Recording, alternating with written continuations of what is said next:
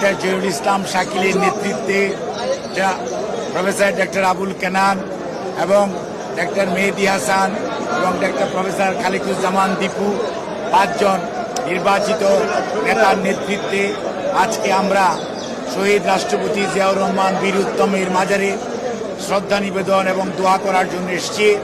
আমাদের সাথে এই 9 তারিখের নির্বাচনে professor A K Azizul Haque, professor Abdul Shakur খানের নেতৃত্বে যে প্যানেল নির্বাচন করেছে এবং গণতন্ত্রের যে সত্যিকার অর্থে গণতন্ত্রের যে চার, অর্থাৎ এই যে 9 তারিখের নির্বাচন, একটি প্যানেল নির্বাচিত হয়েছে, একটি প্যানেল নির্বাচনের সদস্যরা মনে করেছে তাদেরকে দায়িত্ব এখন না দেওয়ার জন্য তারা বিজিত হয়েছে।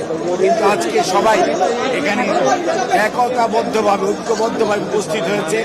সর্বোপরি দেবের শুধু নয়, বাংলাদেশ জাতীয়তাবাদী দলের চেয়ারপারসনের অন্যতম উপদেষ্টা জিয়াউর রহমান ফাউন্ডেশনের নির্বাহী পরিচালক প্রফেসর ডক্টর ফরহাদ আলী ডোনার সহ দেবের প্রতিষ্ঠাকালীন অনেক সদস্য এবং আমার সিনিয়র বয়োজ্যেষ্ঠ অনেক নেতা, যাদেরকে নিয়ে আমরা দীর্ঘ সময় যাবৎ দেবের এবং পয়সাজীবীর রাজনীতিতে আমরা সক্রিয়, তারা আজকে উপস্থিত হয়েছেন।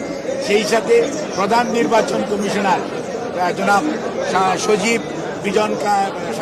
বর্তমানে সচিব বিজনকান্তি সরকার, উনি আমাদের মাঝে উপস্থিত হয়েছেন। অর্থাৎ 9 তারিখের বিষয়টি যদি আপনারা দেখেন, বিএনপি সবসময় জনগণের কথা বলে, জনগণের অধিকারের কথা বলে, গণতন্ত্রের কথা বলে।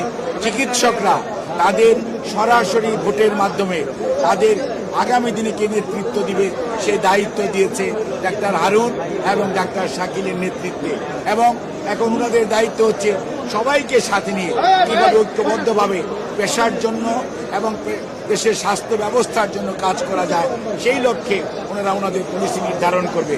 এবং আমরা দৃঢ় আশাবাদী যে আমাদের এই নির্বাচিত প্যানেল ইনশাল্লাহ স্বৈরাচারের রেখে যাওয়া জঞ্জাল মুক্ত করে বাংলাদেশের মানুষের জন্য একটি আস্থাশীল স্বাস্থ্য ব্যবস্থা গড়ে তোলার জন্য তাদের দায়িত্ব যথাযথভাবে পালন করবে।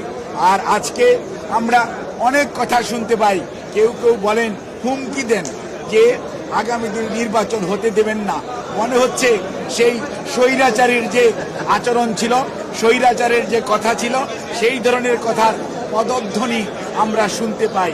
সেজন্যই আজকে আমরা আশঙ্কিত হই অনেক সময় যে নির্বাচন নিয়ে ষড়যন্ত্র হচ্ছে।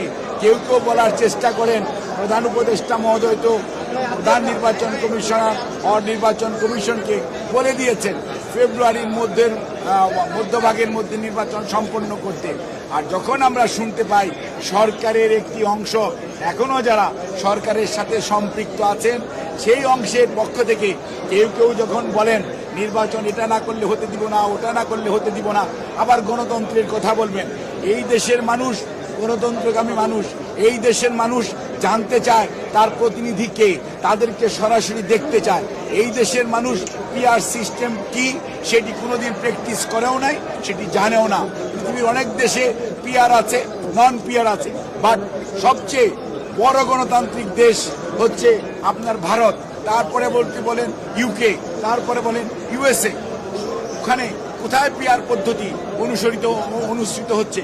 কোথাও না। কাজে মনে রাখতে হবে, জনগণ তার প্রতিনিধিকে সরাসরি দেখতে চায়, নির্বাচিত করতে চায়, দায়বদ্ধ করতে চায় এবং তাকে জবাবদিহিতার আওতায় আনতে চায়।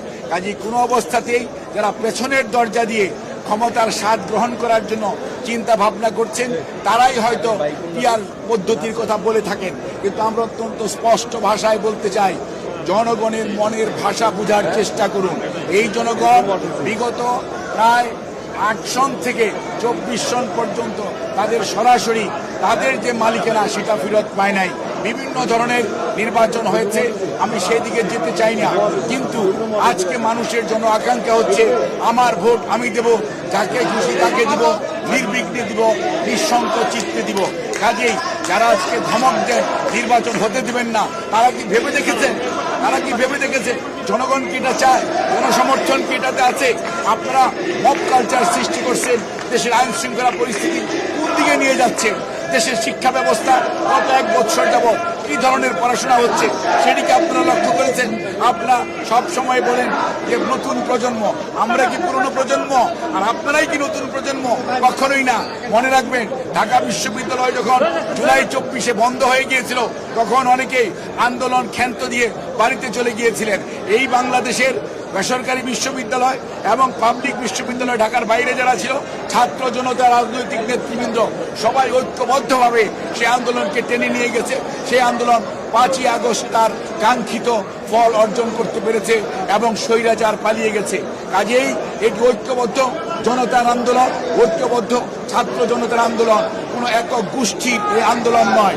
কাজেই কেউ কোনো অবস্থাতেই ধমক দিয়ে বাংলাদেশের মানুষকে দাবিয়ে রাখবেন। ইতিহাস শিক্ষা দেয়, যারা 73-এও ছিলেন তারাও যেমন দাবিয়ে রাখতে পারেন নাই, আর বিগত স্বৈরাচার অনেক ধমক, অনেক প্রশাসন, অনেক আইন শৃঙ্খলা রক্ষাকারী বাহিনী, অনেক গুম, অনেক শহীদ, অনেক বঙ্গুত্ব বরণ করিয়েছে। তারপরও বাংলাদেশের মানুষকে দাবিয়ে রাখা যায় নাই, ওনাদের শেষ রক্ষা হয় নাই। কাজে আমরা বলবো, আসেন আমরা সবাই মিলে ঐক্যবদ্ধভাবে যারা 24-এর যেই জুলাই আন্দোলন, এর সবাই একসাথে ছিলাম, একসাথে থাকি এবং দেশের মানুষের উপর দায়িত্ব দেই, তারা তাদের নেতৃত্ব নির্বাচিত করুক এবং সেই নেতৃত্বের মাধ্যমেই আগামীর বাংলাদেশ হবে। তাহলেই শহীদদের আত্মা শান্তি পাবে, বঙ্গুত্ব বরণকারী মানুষগুলো তাদের যে কষ্ট কিছুটা হলেও লাঘব হবে। আমাদের এখন দায়িত্ব হচ্ছে সবাইকে সাথে নিয়ে আগামীতে এমন একটি জাতীয় নির্বাচনের পরিবেশ সৃষ্টি করা, যেখানে মানুষ নির্বিঘ্নে তার ভোটাধিকার প্রয়োগ করতে পারবে, জনগণ বেছে নেবে তার প্রতিনিধি কে হবে। আমি আহ্বান জানাবো, আপনাদের কর্মসূচি নিয়ে মাঠে থাকেন, ধমক দিয়ে থামিয়ে রাখা যাবে না নির্বাচনী অভিযাত্রাকে। আপনাদের সবাইকে ধন্যবাদ।